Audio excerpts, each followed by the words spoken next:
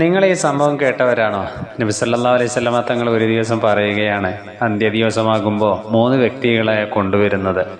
ആ 3 വ്യക്തികളെ വിചാരണ ചെയ്യും. ആ സമയത്ത് ആദ്യത്തെ വ്യക്തിയോട് ചോദിക്കുകയാണ്, നീ ദുനിയാവിൽ വെച്ചുകൊണ്ട് എന്താണ് ചെയ്തത്?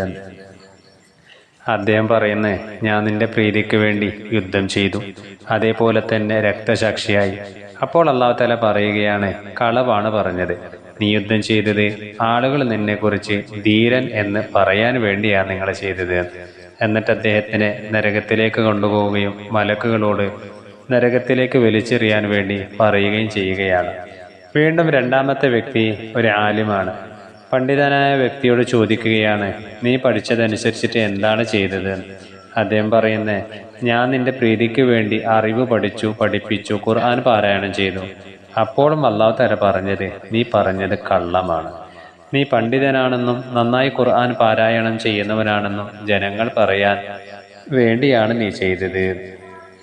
അദ്ദേഹത്തെയും നരകത്തിലേക്ക് വലിച്ചെറിയാൻ വേണ്ടി മലക്കുകളോട് കൽപ്പിക്കുകയാണ്. വീണ്ടും മൂന്നാമത്തെ വ്യക്തി വരികയാണ്. ധനികനായ വ്യക്തിയായിരുന്നു. അദ്ദേഹത്തിനോട് ചോദിച്ച, നിന്റെ ധനം കൊണ്ട് നീ എന്താ ചെയ്തത്? അപ്പോൾ അദ്ദേഹം പറയുന്നത്, നിനക്ക് നൽകിയ അല്ലാഹു തആല അദ്ദേഹത്തിനോട് ചോദിച്ചത്, നിനക്ക് നൽകിയ ധനം നീ എന്താ ചെയ്തത്? അദ്ദേഹം പറഞ്ഞത്, നിനക്കിഷ്ടപ്പെട്ട എല്ലാ മാർഗത്തിലും നിന്റെ പ്രീതിക്ക് വേണ്ടി ഞാൻ ചെലവഴിച്ചു. അല്ലാഹു തആല പറയുകയാണ്, പച്ചക്കള്ളമാ പറഞ്ഞത്. നീ ധർമ്മിഷ്ഠനാണെന്നും ജനങ്ങൾ പറയാൻ വേണ്ടിയാണെന്ന് നീ ചെലവാക്കിയത്. അദ്ദേഹത്തെയും നരകത്തിലേക്ക് വലിച്ചെറിയാൻ മലക്കുകളോട് കൽപ്പിക്കുകയാണ്. എന്താണ് ഈ 3 വ്യക്തികൾക്ക് സംഭവിച്ചത്?